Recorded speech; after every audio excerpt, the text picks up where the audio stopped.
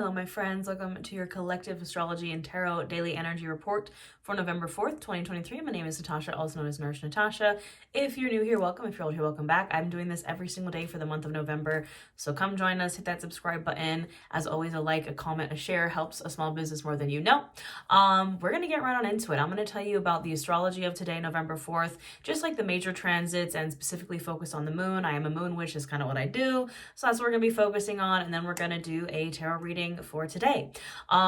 Big things happening today, my friends, because Saturn is going direct today. So Saturn has been in retrograde for a hot minute, about for the past 4 months, I believe. And Saturn is in Pisces. I'm a Pisces Sun, Pisces Venus. But Saturn has been retrograde in Pisces for a hot minute, and it's been a little rough. We had like the summer/fall of retrogrades and eclipses. We're still kind of in it. You know, we just ended eclipse season. We still have a few planets in retrograde, but Saturn is going direct. Saturn is the Lord of Karma. This Big Daddy Saturn, planet of like responsibility and karma. And basically, when Saturn is going direct, especially in the sign of Pisces, this is graduation day, more like finals day almost. Like we're gonna have a big test and this is where you see if you passed or failed the test. Yeah, it's about to get real, my friends. Saturn retrograde in Pisces, and also we have Neptune retrograde in Pisces right now. That's still going to be retrograde in Pisces. Neptune is a planet that rules Pisces, actually. With Neptune retrograde in Pisces, it's a reality check, and with Saturn now going direct in Pisces again, it's going to be even a bigger reality check. However, this isn't bad news. You know, I could see we're already stressing, right? We have the Nine of Swords at the bottom of the deck. I already shuffled these decks, by the way. We're already stressing, but guess what? On the other side of that is a Ten of Pentacles. This is complete and total abundance, legacy, abundance for you, your friends, your family, everybody. We're stressing, okay? We're stressing about it, but it's okay. I promise. If you've done the work, right? Saturn is the Lord of Karma. You get what you give. If you've done the work, you will pass the test. So don't stress out too much. You know, on November 4th, the moon is also going to be in Leo. Finally, we've been in a Cancer moon for a hot minute. We are shifting from a Cancer moon. We were in the waning gibbous to a Leo moon, going into the first quarter moon in the sign of Leo. I'm a Leo moon, so I'm very excited. Also, side note, Megan Thee Stallion is also a Leo moon, and she just dropped a really awesome song and music video. So I'm like, coincidence? I think not. But yeah, November 4th is probably going to be a big kind of graduation sort of day. I think if it is the Judgment card in tarot, you know, Judgment Day, Ascension. Again, if you did the work, you'll pass the test. So don't stress out too much about it. I'm going to shuffle these cards, just give them a little zhuzh as I kind of just tell you a little bit more about what's happening astrologically right now. We have the Sun, Mercury and Mars still in Scorpio. Venus is in Virgo. Venus will be entering Libra soon, which is, I'm excited for that. But yeah, I mean, I do all this on my channel all the time. We do tarot, we do yoga. I'm a plus size yoga teacher. I have yoga challenges. I have yoga and tarot for the new moons and full moons. So if you like yoga, you like witchcraft, you like wellness, join us here. I have a membership here where we do live yoga, live new moon and full moon workshops, live tarot. Just hit that join button. But otherwise, I'll always put out content for free. I also have a ton of witchcraft wellness offerings, courses, guided journals. If you want to learn the moon phases, I have a moon magic ebook. I have a 30-day witchcraft wellness challenge. Look, I do it all. This is my full-time gig. So come join us here. I'm really trying to hit 100,000 subscribers here on YouTube. I'm so close that I can almost taste it. And by so close, I mean like 34,000 followers away. But you know what? Be delusional. If anything, I have gotten everything that I have now by being delusional. It's the Pisces, Sun, Leo, Moon, Sagittarius rising of it all. But yeah, so we have Saturn direct in Pisces. We have the Moon in Leo. You're going to feel less restricted with your intuition, with your imagination. Again, it is sort of a reality check though, because we still do have Neptune retrograde in Pisces. You know, Neptune direct in Pisces is actually really like foggy, kind of dreamy kind of energy, because Neptune rules Pisces. And if you know Pisces, you know we're pretty dreamy and just kind of like, ugh. You know, we rule the moon card in the tarot, and that's kind of the vibe, is that foggy illusion, you know. But with Neptune retrograde in Pisces, Saturn direct in Pisces, prepare for a reality check on today, November 4th. Now, let's check in here. We have the Seven of Pentacles at the bottom of the deck. I mean, this is honestly what's happening with that Saturn direct in Pisces is coming back down to earth, coming back into reality and checking in on the hard work that you've done. Looking at those seeds you planted and being like, have I done the work? Are these seeds going to grow? If you haven't done the work, I have bad news. It's not. But if you have done the work, then don't stress about it. And I know a lot of people, especially a lot of people in the collective, which by the way, I set the intention that these readings reach the collective. If you're here, you're part of the collective. I know a lot of people have been really working on themselves, mentally, physically, emotionally, spiritually, have been doing the work. So if you've done the work, don't stress. It's okay. Let's see what's going on. Justice, balance, karmic justice. What have I been saying this whole time? Lord of Karma coming through. This is a card of Libra. Justice. The scales will balance whether you like it or not. You know, the scales are gonna come to balance whether you like it or not. We don't have control. Oh, I mean, we do kind of have control over karmic justice in the sense that, again, if you do the work, you know, you have that good karma come back to you. You have those scales balance. But all in all, we don't really have control over that. You know, the scales are inevitably going to balance no matter what. If you know that you did the work, let go of the control. Don't worry about it. Yeah, Eight of Swords. This was my card of the day today. I pulled this card, the Eight of Swords. You know, if you are feeling restricted, if you're feeling anxiety, what did I write? I wrote feeling trapped by bad experiences and poor luck, incapacitated by mental bonds. You know, I do a daily tarot pool every day. If you're really looking to learn the tarot, that's what I recommend doing. Pull a card every day, and it's like you have your own flashcards, right? The Eight of Swords is, you can see this person here is trapped, but swords are the suits of the mind, mental energy. You're trapped in your own mind because of, again, perhaps like bad luck has happened, things have happened again that we don't have control over. And it makes you feel kind of stuck. It's in your comfort zone. You're in your limiting beliefs. You're in that place of like, you know, it's kind of like in, if you've seen Bruce Almighty, where Bruce is like, God is like a mean kid with a magnifying glass and I'm an ant and he just wants to pick off my feelers and watch me squirm. Like, I don't know why that's coming to mind right now, but that's like how the Eight of Swords is. It's like, the universe is out to get me. You know, I feel trapped. Like I can't get out of this because of, you know, we've experienced traumas. We've had bad luck. We've had these bad experiences that, you know, it's totally valid for you to have some kind of, you know, fear of, you know, bad things happening because bad things happen, you know, but we got to get ourselves out of that. It's a limiting belief. We got to get ourselves out of this self-imposed prison, or we're never going to move forward. You know, we have to get ourselves unstuck, take that blindfold off and move forward and get out of that. The thing is with the Eight of Swords is this person could kind of get out of this if they wanted to, right? It's like they're trapped, but you know, they could get out of these swords. They could take off that blindfold, but you have to do it for yourself. Ten of Wands. Burnout. You know, it might be again also hard for us to get out of that Eight of Swords because we're just tired. We're burnt out. Look at, you know, the state of the world, you know, things, capitalism, capitalist hellscape, you know, it's tough. It's hard. We are very burnt out as a collective. And this is also, if you've been doing the hard work, you're also feeling this way. This person is carrying all these sticks up a hill to their house. And that is hard work. But the good news about the Ten of Wands is it's almost over, right? This is like the ending of that Wands cycle. So I feel like, you know, we're finally coming out of it. Yes, absolutely. It's time to rest. Four of Swords. You can see this person here sleeping, you know, they might be dead. But Four of Swords is a card of rest, recovery, taking a break. We have done the work. We are taking our test with Saturn going direct in Pisces. We're having that kind of judgment day, final exam kind of vibes. And then once that is over, it's time to rest. We gotta rest. Heavy Libra energy happening right here. Six of Pentacles, heavy on the balance. You can see the scales here as well. The Six of Pentacles is a card of equal give and take, equal giving and receiving.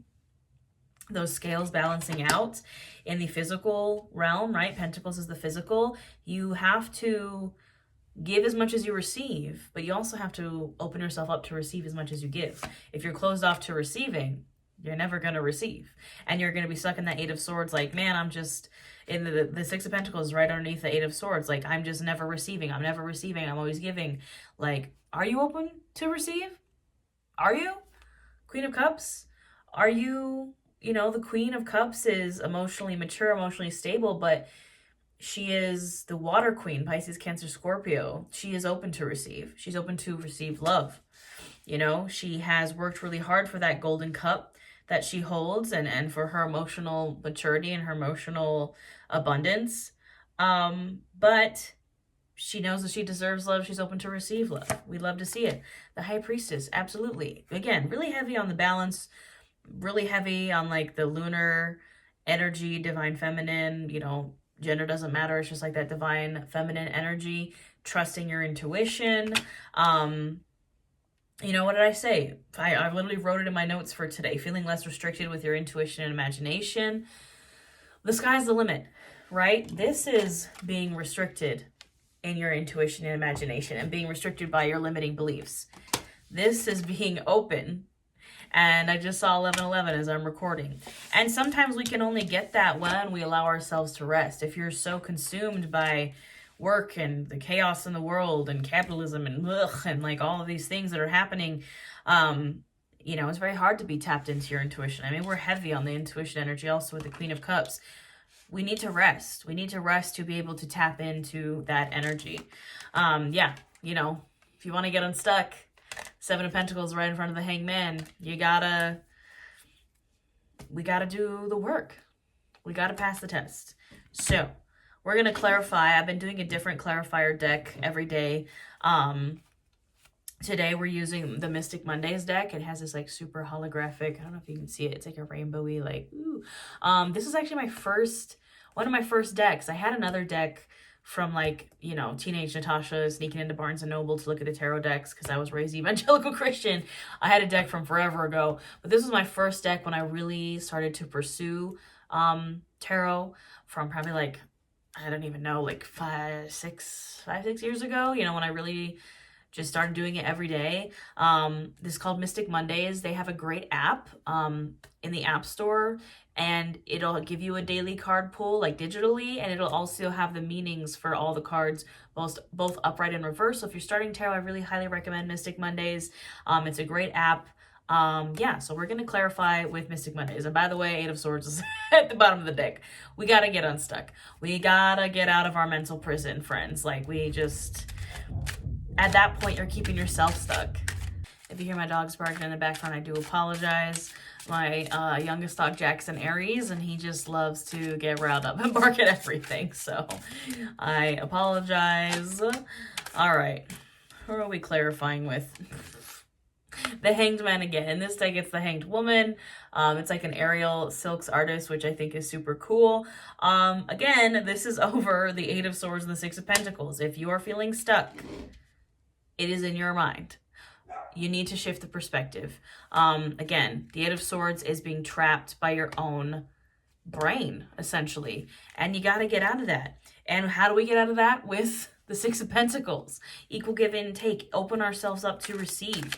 You know, a lot of the times we feel stuck with the Eight of Swords because we're just like, you know, again, it's from bad experiences. It's from bad luck. It's from things happening to us. And an affirmation, I think I talked about this in one of our other readings, is what if everything turned out even better than you expected to? We always think of the worst. That's what the Eight of Swords is kind of constantly planning for the worst and constantly being like, bad's gonna happen, limiting beliefs. I don't deserve love, I don't deserve anything, I'm not worthy, I'm not good enough, blah, blah, blah, blah. Like, we gotta stop it, get some help. Work on the Six of Pentacles. Open yourself up to receive. Believe that you are worthy and you deserve receiving because you do, okay? What else do we need to know? This deck just shuffles really nicely. I don't know. I can't explain it. It just feels good. Maybe it's because I haven't used it in a while. And it's like, I've been coming back to this deck that I like use just to learn. I don't know. It feels good. Very Saturn direct in Pisces vibes. All right. Anything else? What else do we need to know? Chaos mode doesn't want to work. We'll pull the old-fashioned way. These cards are also just like so colorful. All right, old-fashioned way it is. Ace of Swords, you need a new way of thinking, plain and simple. You want to get out of the Eight of Swords, you need an Ace of Swords. You need a new way of thinking. You need new neural pathways. New neural pathways is just giving yourself a new option. So if your brain, if the constant like greatest hits of your brain is you suck, you're not worthy, you're not good enough, you're not whatever, the Ace of Swords, a new neural pathway, is just giving yourself a different option. You can't overnight just be like, I'm happy, I believe I'm worthy of love. That's toxic positivity. We don't do that here. But just give your brain another option when you're having those negative that negative self-talk. Just give yourself the option of, but what if I am worthy of love? I am worthy of love. Just give yourself that option and start choosing that option every time those negative self-talk, excuse me, my nose is very itchy, I have really bad allergies. Every time that negative self-talk comes through, just give yourself that other option, that different neural pathway. Seven of Wands, and then defend it, right? Defend your victory, defend your place at the top of the mountain. This comes after the Six of Wands, which is victory. But how those new neural pathways work, also notice that like the color palettes are kind of similar on these two cards. You know, it's practice.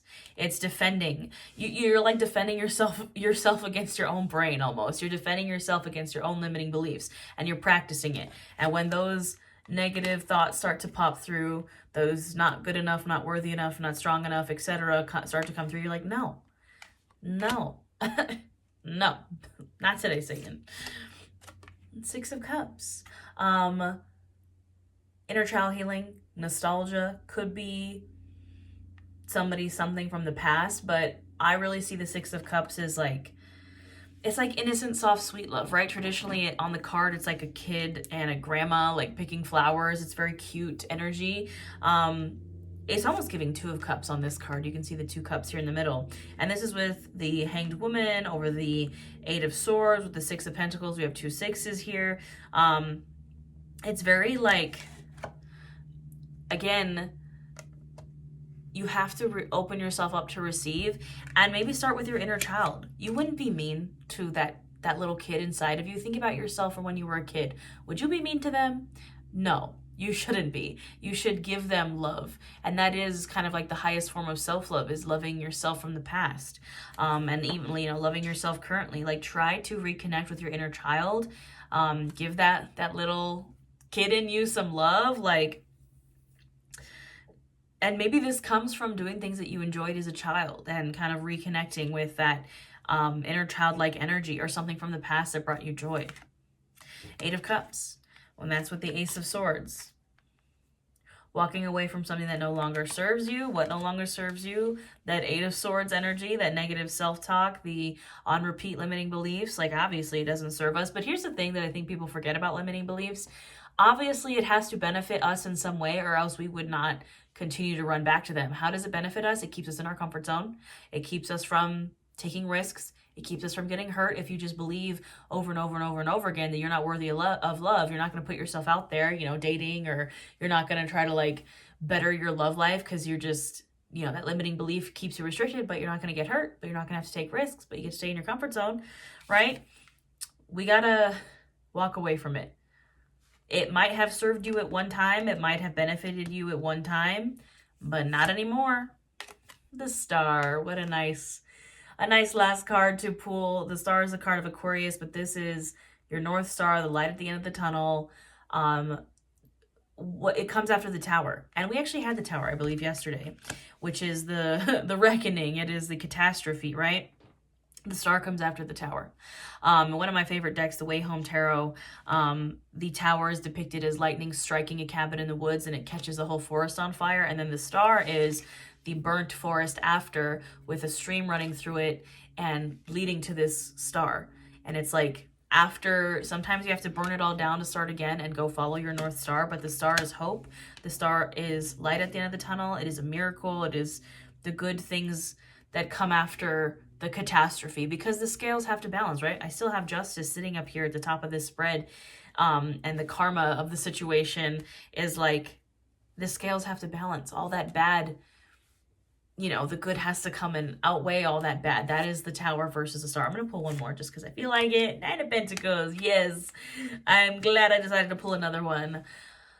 abundant harvest. Nine of Pentacles comes before the Ten of Pentacles, right? This is abundant harvest for you, yourself. This is it's like the baby card to the Empress, very like Venusian energy of luxury and self-care and being able to provide for yourself and being an independent, like, it is a card of being single, but more importantly, it doesn't matter if you're in a relationship or single or whatever, it's you can take care of yourself. You have that abundance, you have that confidence. And I mean, it's luxury. I love the Nine of Pentacles. You can see it's like a peacock on that card. And the Queen of Wands at the bottom of the deck, confidence, showing up confidently, stepping into this new cycle perhaps confidently. Again, I feel like we passed the test with Saturn going direct in Pisces. And this is like, I passed the test and now I can conquer the world. So, I mean, I love this reading. I'm here for it. I hope this resonates with y'all. Again, please like, save, comment, subscribe, share, whatever. Hit all those buttons. Let me know how it's going for you in the comments. And again, I'm doing this every single day. So come join me and turn on those notifications because you get a notification when the videos drop. Members get these videos a day early, by the way. If you hit that join button, you'll be in the membership. Live yoga, live tarot, live workshops, all that jazz. I will stop rambling at you. I hope you guys have a wonderful November 4th, and I'll see you tomorrow.